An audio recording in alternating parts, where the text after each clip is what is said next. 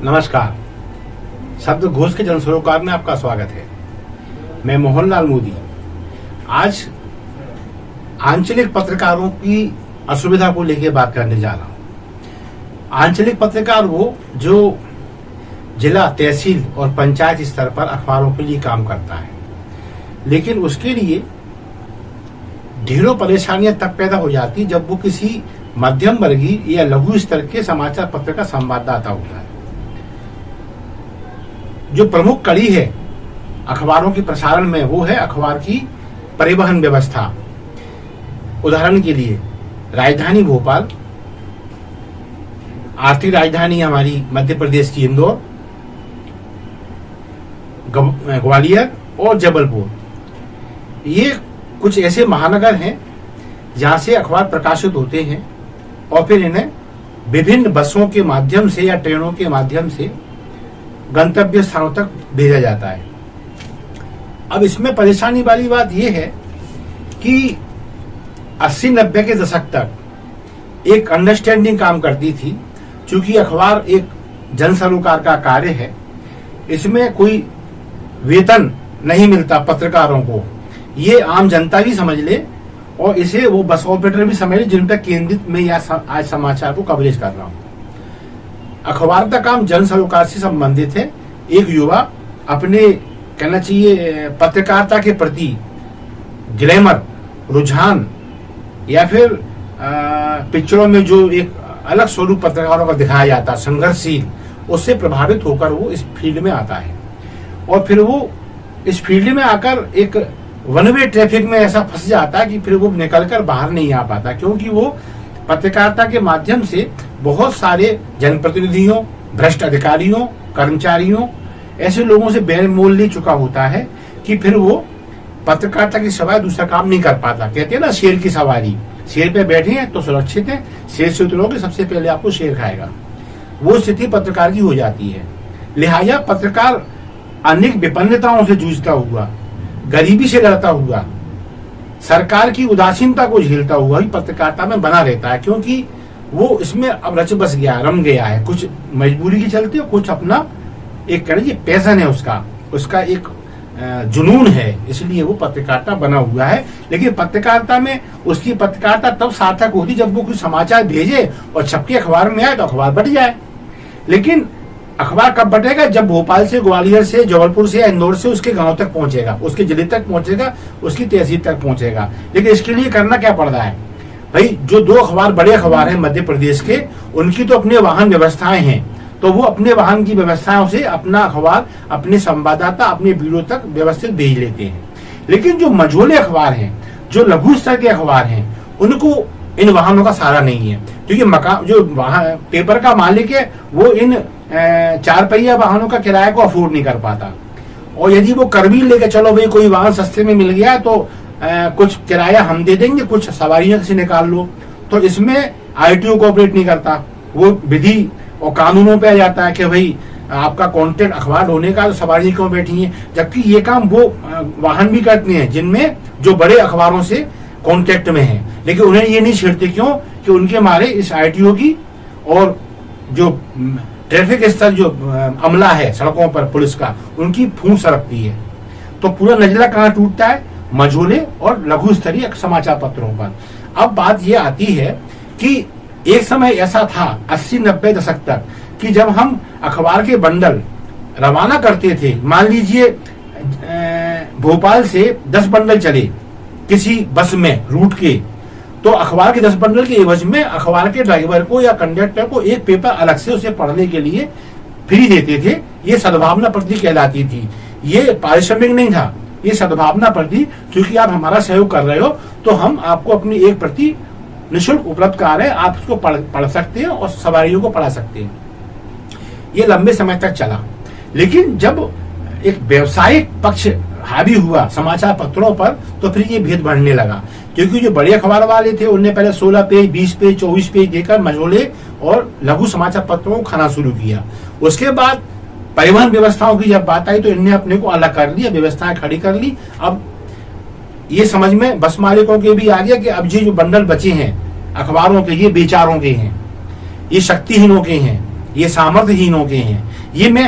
ये शब्द जो उपयोग कर रहा हूं नकारात्मक, पत्रकारों के अंदर की आग को दोबारा जलाने के लिए उपयोग कर रहा हूं कि आपको इन बस ऑपरेटरों ने नालायक मान लिया है, अयोग्य मान लिया है।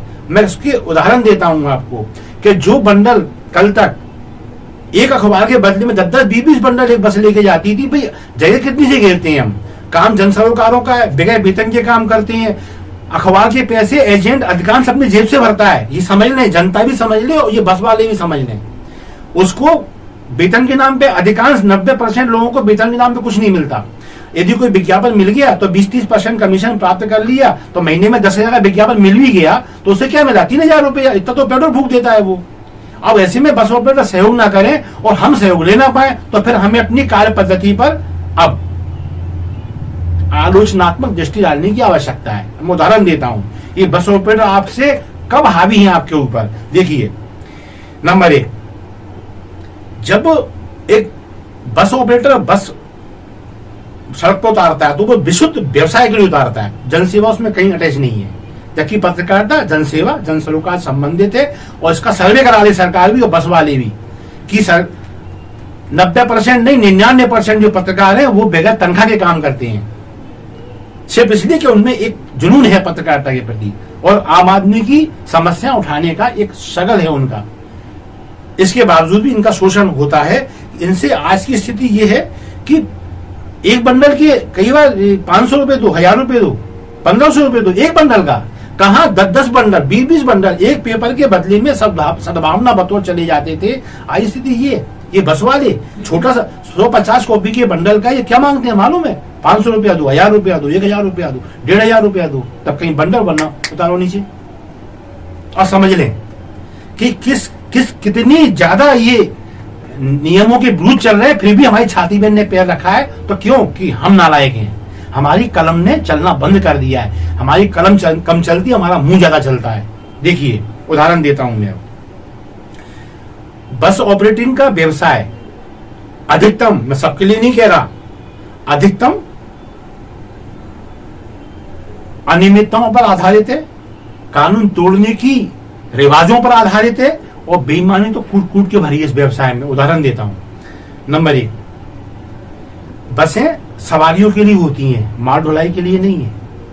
लेकिन बड़े जो बस ऑपरेटर है इन लोगों ने आरटीओ से सेटिंग करके ऐसी व्यवस्था कर ली है कि बसों में सवारियां कम होती हैं कई बार और ऊपर माल इतना भरा रहता है कि जो बस की ऊंचाई है वो उस ऊपर जो माल भरा हुआ है, जिसे परचून कहते हैं, जैसे परचून फुटकर खेरी सामान, उससे बस की हाइट 1.5 गुना हो जाती है।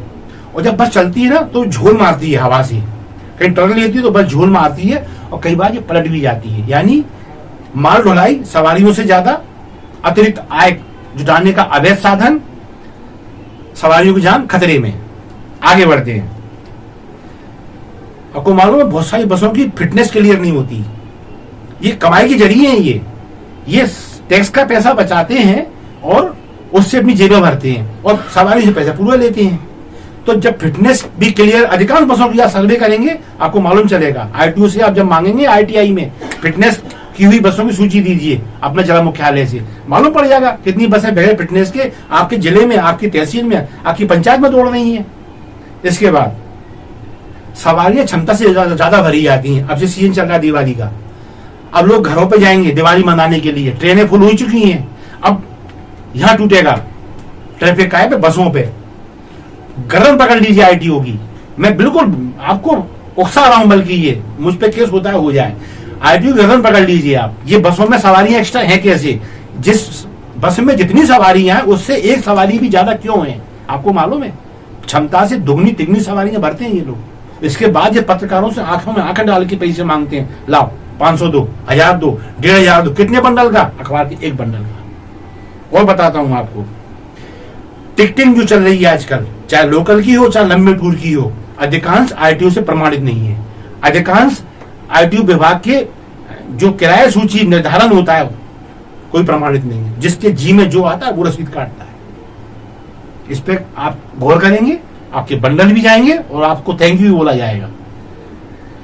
मेंटेनेंस घटिया स्तर का है अधिकांश बसों का। ठीक है, कुछ बस कंपनियां अपना स्टैंडर्ड अपनी सेवाएं ऐसी देती हैं कि सवारी को भी बैठने में आनंद आता है।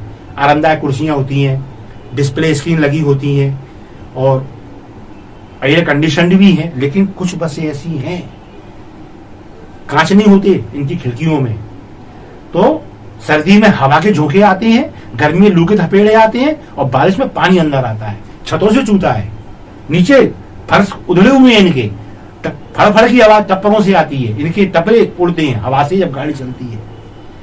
इसके बाद भी इन्होंने आपकी छाती पैर रखा हुआ है इन बस ऑपरेटरों ने। यात्रियों की जान हमेशा जोखिम में रहती है। उसका कारण बताता हूं मैं आपको। अधिकांश बसें टाइम टेबल से नहीं चलती, लेकिन जो पीछे बस आ रही है वो इनको ठेलती है, ए हमारी बस का टाइम है, निकलो यहां से। अब ये क्या है, ये मैक्सिमम टाइम बस स्टैंड पे सवारियां समेटने में जाया कर चुके होते हैं, तो ये अब जो रूट पे तेजी से बसें दौड़ाते हैं और जब इनकी स्पीड 80 और 100 पे पहुंचती है, एक्सीडेंट होते हैं, यात्री मरते हैं। इस पे गौर करो ना। देखते हैं बस वाले आपसे कहां बचते होंगे करोड़पति। नो एंट्री में ये बसें मैक्सिमम सवारियां मिले, ये नो एंट्री में घुसती हैं मैक्सिमम शहरों में, मैक्सिमम कस्बों में जहां सड़कों का अभाव है, जहां कंजेस्टेड ट्रैफिक व्यवस्थाएं चलती है, इन्हें नो एंट्री किया गया है। लेकिन ये घुसते हैं क्यों? इनकी सेटिंग है। ये हम पत्रकारों को दिखाई नहीं देता। एक ही परमिट पर 4 बसें चल रही हैं मध्य प्रदेश में। ये बहुत इजी है। आईटीओ से आईटीआई के तहत जानकारी मांगिए, सब मालूम चल जाएगा कितनी परमिट की बसें हैं और कितनी आपके यहां से छूटती हैं बस स्टैंड पे। इजी है भाई, आपको मालूम चल जाएगा किनकी फिटनेस हुई है, किनकी नहीं हुई है, और जिनकी नहीं हुई है बस स्टैंड पे लगी कैसी है, तो वहां से सवारियां ले कैसे रही है। ये मालवाहक बसें, इनके फोटो खींचिए इनके और दिखाइए आईटीओ के चेहरे पे कि क्या है ये बस सवारी बस है, ये माल ढोने का कोई ट्रक या लॉरी है। ये सब चीजें जब आप दिखाएंगे, मेरा दावा है आईटीओ आपकी सुनेगा। एक समय था, शायद मेरे ख्याल से ये 90 और 95 के बीच की बात होगी, गुना के पत्रकारों ने सारी बसों में टिकट फ्री करा लिए थे। इनके बकायदा पास जारी हुए थे, और पास किसने किए थे? पत्रकार यूनियन ने। पत्रकार यूनियन की इतनी धाक थी कि बस ऑपरेटर पैसे मांगने डरते थे। मैं ये नहीं, हालांकि कुछ ऑपरेटर गुना में हैं ऐसे जो पत्रकारों से स्वतः ही पैसा नहीं लेते थे, वो जानते थे ये जन सेवा से जुड़े हुए। लेकिन जब हमने देखा कि कुछ पत्रकार जो थोड़े से संकोची हैं, नहीं रियायत मांग पाते, तो पत्रकार यूनियन ने पास जारी किए थे आईटीओ से बात करके। और ये बकायदा आईटीओ से भी ये एक आदेश चला गया था अनौपचारिक कि भाई ये पत्रकारों के पास जारी हुए आईटीओ सहमति से, उनसे अब किराया कंडक्टर वसूल नहीं करेंगे। आपको मालूम है किराया नहीं लगता था पत्रकारों का, बंडल तो छोड़िए आप। क्यों? पत्रकार एक था, एक जिले में तुम लोग 100 हो, तुम 100 इकट्ठे होकर आईटीओ को घेर लो ना भी जाके, सुबह तुम्हारे बंडल फ्री हो जाएंगे। भाई जागीर थोड़ी मांग ली हमने आपसे, विज्ञापन आप हमें देते नहीं हो। आपकी जो वसूली है वो बड़े 2 अखबारों में जाती है, सबको मालूम है ये। तो आप जो बाकी के हो, मध्यम वर्गीय लघु स्तरीय समाचार पत्रों के संवाददाता ब्यूरो, तुम 100 हो इस जिले पे भाई, 2 को एक साइड कर दो, वो 2 सक्षम है, निपट लेंगे। उनको उनके सीट में भी ताकत है और वो खुद भी सक्षम है। वो जो सक्षम है तभी तो इनकी एजेंसियां ले पाए, तभी तो इनके ब्यूरो बन पाए। लेकिन आप मझोले स्तर के पत्रकार, लघु समाचार पत्र के संवाददाता ब्यूरो एकजुट हो जाओ और 100 का हुजूम बना के आईटीओ पे एक बार कि आप तुम भी लाइन पे आ जाओ। भाई जब हमसे आप आधा किलो और 1 किलो के बंडल के तुम 1,500 रुपए हमसे वसूल करवा रहे हो, तो तुम भी क्या चल रहा है फिर? ये दरअसल ये ब्लैकमेलिंग है। लेकिन हम समाज से बाहर कहां जाएं? सलाफत से तो हमें जीने नहीं दे रहे ये लोग। जिस अखबार की वसूली नहीं होती, ये और बता दें, ये जनता भी समझे, जनता के ये वीडियो जनता के पास भी जाएगा, जनता को लगेगा पत्रकार अपने साथियों को ब्लैकमेलिंग की ट्रेनिंग दे रहा है। तुम्हें बता दूं मैं, ये अखबारों की 99% वसूली नहीं होती, मध्यम वर्गीय और लघु समाचार पत्रों की वसूली नहीं होती। ये पत्रकार पैसा अपनी जेब से भरते हैं, कमीशन तो छोड़ो, कहां मिलेगा? ये जेब से भरते हैं पैसा। क्यों? जुनून है पत्रकारिता का, छोड़ना नहीं चाहते, छोड़ भी नहीं सकते। सब कुछ जेब से वेयर कर रहे हैं ये लोग। घर में ये लोग इनके झगड़े होते हैं कि ऐसा क्या इसमें रखा है पत्रकारिता में जो मरे जा रहे हो, क्यों कर रहे हो पत्रकारिता, इसके बात कर रहे हैं ये लोग। और सही मायने में देखो पत्रकारिता इन्हीं के कंधों पे टिकी हुई है, क्योंकि जो छोटी छोटी पंचायतों में भ्रष्टाचार की खबरें तो ये देते हैं। इनका शोषण कौन कर रहा है, ये बस वाले। तो मैं फिर कहता हूं ये बहुत इजी है। जिला स्तर पर 100 पत्रकार कम से कम है, तहसील स्तर पर 40-50 पत्रकार कम से कम है, एकजुट हो जाइए। आरटीओ से सीधी सीधी बात, आप लाइन पे आ जाओ तो हम लाइन पे बने रहेंगे, और अगर आप लाइन पे नहीं आओगे तो आपकी लाइन हम खराब करेंगे। आज से एक जैसा समाचार लगाइए, 40 के 40 पत्रकार 7 दिन करके देख लो आप। 8वें दिन अगर आरटीओ ना आपके कदमों पे आ जाए तो आप पत्रकार नहीं और हम मोहनलाल मोदी नहीं। तो बस इतनी सी बात है। क्योंकि मैं आज जब भोपाल बैठा हूं तो मेरे कई साथी मुझसे कहते हैं कि भाई साहब वो 50 कॉपी का बंडल मेरा आना है, फला बस से भेज देना। और जब वो बंडल हम भेजते हैं तो वो बस वाला बंडल लेके अड़ जाता है, पहले पैसे दो, महीने भर का एडवांस। 50 कॉपी का बंडल, बिक्री मूल्य 2 रुपया, माल की लागत कितनी हुई 100 रुपए। 100 रुपए में वसूली नहीं होनी, ये डूबना है ये पैसा पत्रकार का। उसका क्या मांग रहे हैं मालूम है, ये महीने का 500 रुपया, 1000 रुपया, 1500 रुपया। तो मेरा कहना ये है कि गिड़गिड़ाना बंद करो, बस ऑपरेटरों से अपनी असल भाषा में बातचीत करो, और बस ऑपरेटर से अगर नहीं कर सकते तो आरटीओ के दफ्तर में इन्हें सिखा दो पत्रकारिता कैसे कहते हैं। अरे तुम 40 से 100 में से 4 और 10 निकलेंगे जो समाचार लिखना बेहतरी से जानते हैं, जिनको प्रशिक्षण मिला हुआ है। एक जैसा समाचार बनाओ और चलने दो, एक साथ 100 अखबारों में, एक साथ 40 अखबारों में, 50 अखबारों में, देखो क्या मजा आता है। बच्चों ये बहुत बड़ा खर्चा है, ये आपको खा रहा है, और नहीं तो फिर चलने दो, चल रहा है। किसान एकजुट हुए, देखो एमएसपी बढ़वा ली। केंद्रीय कर्मचारी एकजुट हुए, देखो बोनस बढ़वा लिया। SC ST एक हुए, देखो आरक्षण पा लिया। पत्रकार एकजुट नहीं है, ये अपने आप को तुरंत कहां समझता है, भले ही घर में आर्थिक संकट से घिरा हुआ हो, क्योंकि वो अपना दर्द किसी को बताना नहीं चाहता। तो मत बताओ भाई, अपनी हक की लड़ाई तो लड़ो कम से कम। ये जो चोरी और भ्रष्टाचार में डूबी हुई, अरे आरटीओ तो दफ्तर ही पूरा दलाली पे टिका हुआ है। जब दलाली पे टिके हुए दफ्तर को आप ठीक नहीं कर पा रहे और अपना शोषण करवा रहे हो, तो फिर पत्रकारिता करना बेकार है, फिर नहीं करना चाहिए। जब हम इतना ही नहीं कर सकते, सामने दिख रहा है हमें आरटीओ दफ्तर 90% दलालों पे चल रहे हैं। इसके बावजूद भी हमारा शोषण हो रहा है, हम हजारों पे जेब से दे रहे हैं बचों से। और ठीक करो इस सिस्टम को, एकता बनाओ। और फिर भी नहीं मानते हैं तो ठीक है, बहुत रास्ते हैं, उन रास्तों पे चलेंगे और ठीक करेंगे आरटीओ को भी, और ये शोषण करने वाला जो वर्ग है, बस ऑपरेटर वर्ग, इनको भी। ठीक है, आज पत्रकारों के लिए, फिर कभी आएंगे असल मुद्दों के साथ। तब तक के लिए आज्ञा दीजिए, नमस्कार जी। और हाँ, यदि आपको हमारे कंटेंट पसंद आते हैं तो कृपया इन्हें लाइक जरूर करें, शेयर करें, और हाँ, शब्दकोश को सब्सक्राइब करना ना भूलें। धन्यवाद।